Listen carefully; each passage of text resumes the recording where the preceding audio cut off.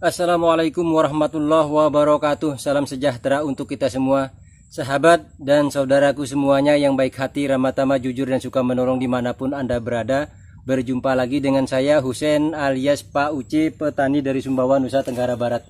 Nah sahabat tani, pada kesempatan kali ini saya akan mengajak sahabat tani untuk melakukan atau melihat proses revitalisasi yang ada di area kebun pisang saya ini sahabat tani. Kebetulan ada salah satu area perkebunan saya, kurang lebih 2,5 are. Ini saya lakukan perubahan, perombakan ya. Sebenarnya belum waktunya sahabat tani kita lakukan revitalisasi ya, karena revitalisasi atau peremajaan kebun pisang kita biasanya kita lakukan pada saat kebun pisang kita sudah berusia 5 tahun ke atas. Nah, pada rumpun pisang kita kalau sudah berusia 5 tahun ke atas, kita lakukan revitalisasi, peremajaan dengan menanam kembali bibit-bibit yang baru. Tujuannya apa? Untuk menjaga agar pertumbuhannya serta kualitas buahnya menjadi stabil sahabat tani. Karena tanaman pisang itu biasanya sudah berumur 5 tahun ke atas, cenderung pertumbuhan batang dan pohonnya berkurang, dan juga buahnya pun juga dari segi kuantitas dan kualitas pun juga akan menurun. Maka perlu ada dilakukan revitalisasi dengan menanam kembali bibit baru agar kualitas dan produktivitasnya menjadi meningkat. Nah sahabat tani, pada kesempatan kali ini saya akan mengajak sahabat semua, dan sebelum kita lanjutkan saya mohon dukungannya dengan menekan tombol subscribe, dan jangan lupa aktifkan ikon lonceng notifikasinya agar setiap saya upload video sahabat selalu lebih awal mendapatkan informasi. Dan juga jangan lupa like-nya, jika berkenan bisa share dan komen. Yuk sahabat tani, kita sambil jalan-jalan. Tani, sambil kita jalan saya akan tunjukkan dulu wujud pisangnya. Nah, inilah sahabat tani wujudnya. Jadi kita pesan bibit pisang emas Kirana ini. Nah, jadinya seperti ini. Jadinya pisang, kalau menurut Pak Husein ini pisang Barlin, atau kalau di tempat kami ini namanya Puntinona. Nah, seperti ini sahabat tani. Nah, emas Kirana kok jadi merana begini? Karena saya sangat berkeinginan memang untuk memesan emas Kirana, karena itu khas dari kota Lumajang dan rasanya memang sangat manis. Makanya bibitnya saya pesan. Ternyata hasil pesanannya tidak sesuai dengan keinginan sahabat tani. Nah ini berbuah, dan ini berbuah yang sudah yang kedua sahabat tani. Ini juga sudah mulai keluar. Ini.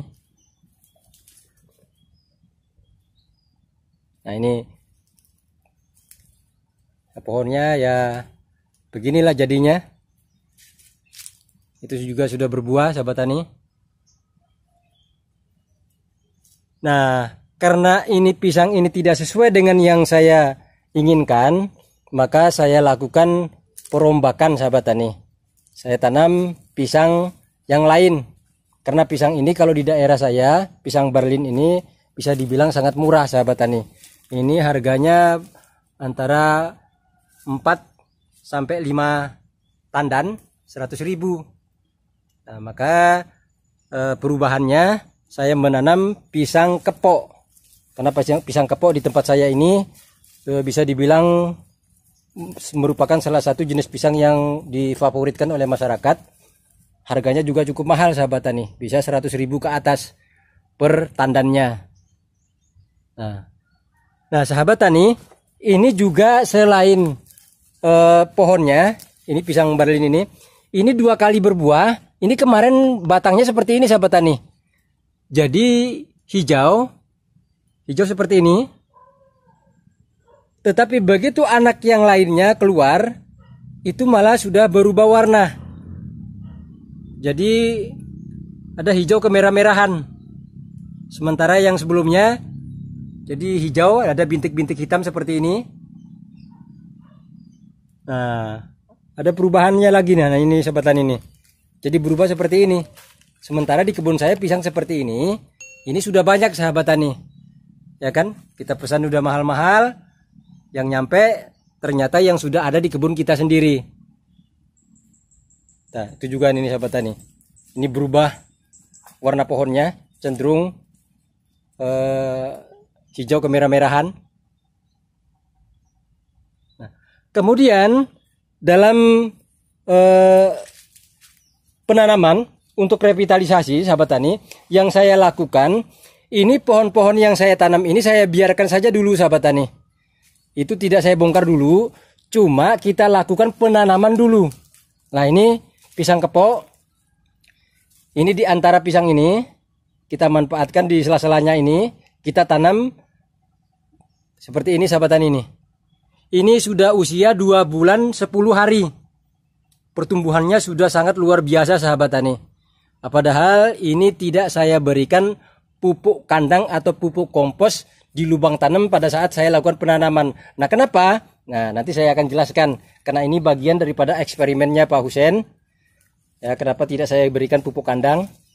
Nah, ini usia 2 bulan 10 hari sudah seperti ini sahabat tani. Nah, beberapa hari yang lalu saya upload juga video tentang cara memupuk pisang kepok. Nah, usianya sama seperti ini sahabat tani, tapi ini pertumbuhannya lebih luar biasa. Padahal yang sebelumnya saya tanam dengan menggunakan pupuk kandang dan pupuk kompos, kita kombinasikan dengan trichoderma. Dan ini tidak kita berikan apa-apa, cuma bibitnya saja yang saya sterilkan. Lubangnya hanya 1 hari 2 hari langsung saya tanam. Nah, ini sahabat, sebelum kita jelaskan ini dilihat dulu ini pertumbuhannya ini. Dalam jangka 2 bulan 10 hari sudah seperti ini. Luar biasa sehatnya. Belum kita lakukan pemupukan susulan. Nah sahabat tani, ini kenapa pisang ini yang kita ganti ini belum kita tebang? Karena pisang kepok ini butuh waktu berbuah antara 9 sampai 12 bulan dia berbuah. Maka ini kita biarkan saja dulu, dia berbuah tinggal 1 kali atau tinggal 2 kali kita biarkan dia berbuah, sehingga begitu pada saat pisang kepok yang kita tanam sudah dewasa, nah nanti baru kita lakukan pembongkaran. Jadi biar pertumbuhannya nanti masa panennya tetap berkesinambungan. Jadi sambil menunggu pisang kepoknya besar, nah ini juga tetap kita panen sahabat tani. Nah, ini juga sebentar lagi ini juga sudah berbuah. Nah, seperti ini. Nah, jadi kita melakukan proses penanaman, kita bisa melakukan di celah-celah daripada tanaman pisang yang kita tanam sebelumnya. Nah, sahabat tani, sebenarnya untuk menanam pisang kepok ini bukan jarak idealnya sebenarnya. Ini jaraknya hanya 3 kali 3 meter. Tetapi karena kita mengikuti tanaman yang sudah ada, nah ini malah di sini kemarin ini termasuk salah satu jenis pisang juga yang saya pesan, pisang Cavendish. Ya ini dapatnya kayak begini sahabat tani. Ini jadinya morosebo. Aduh. Masa kajian deh lo.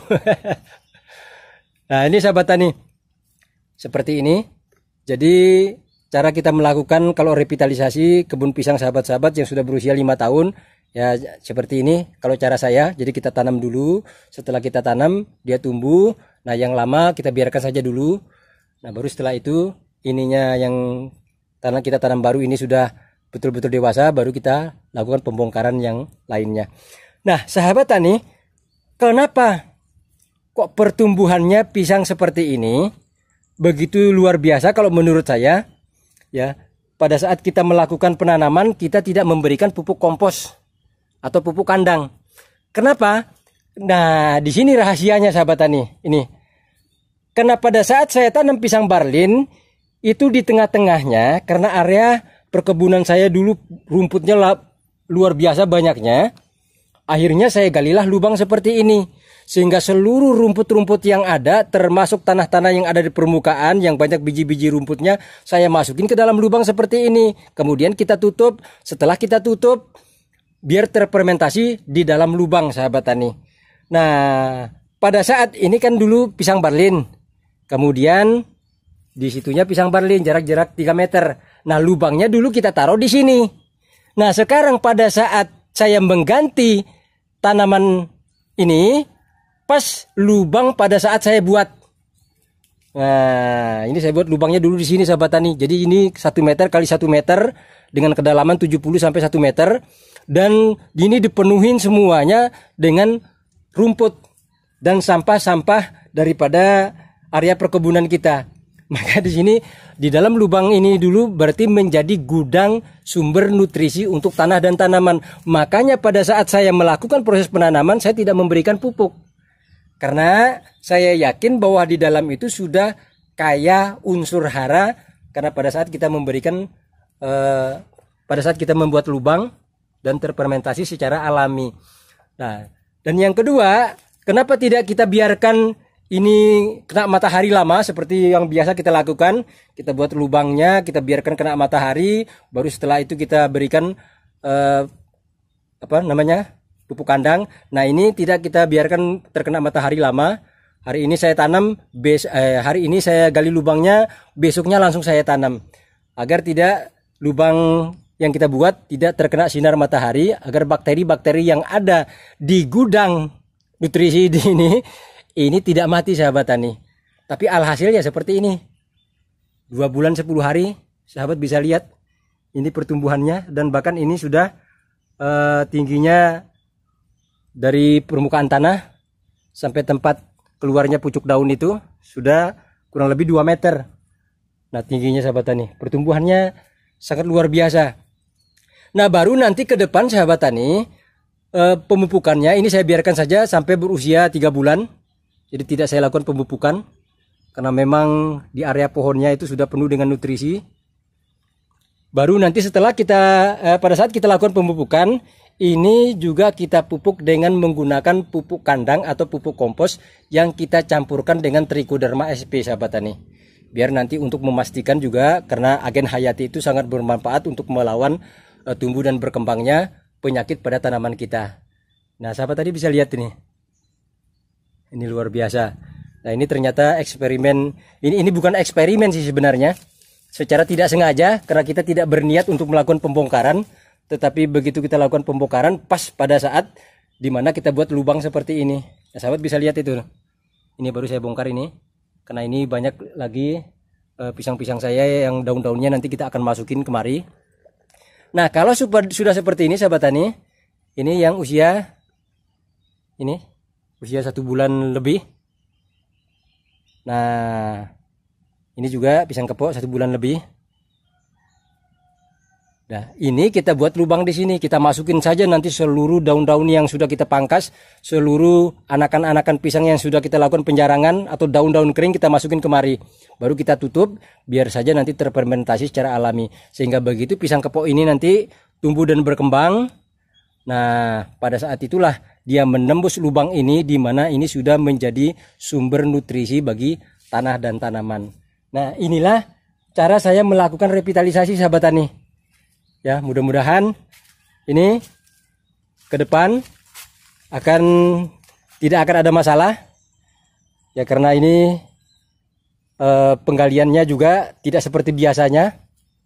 Dan ini juga memang sengaja kita jadikan juga sekaligus eksperimen, dan ternyata ini bisa dibilang berhasil sahabat tani, dengan cara kita membuat lubang terlebih dahulu dan fermentasi bahan organik langsung pada lubang yang akan kita gunakan. Nah, seperti ini sahabat tani. Luar biasa kan? Nah, ini Mas Kirana. Aduh. Saya sangat mengimpikan Mas Kirana Lumajang bisa tumbuh dan berkembang di area perkebunannya Pak Husen.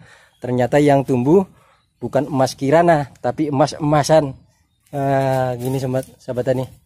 Ya, namanya kita harus sabar sahabat tani. Walaupun di jero dodo itu senep. Harinya sudah nongol sahabat tani. Ini tadi mendung. Nah, sahabat tani, inilah perjalanannya Pak Husen. Kenapa saya harus melakukan revitalisasi?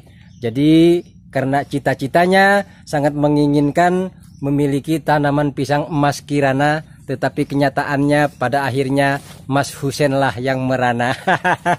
Kasihan deh lo.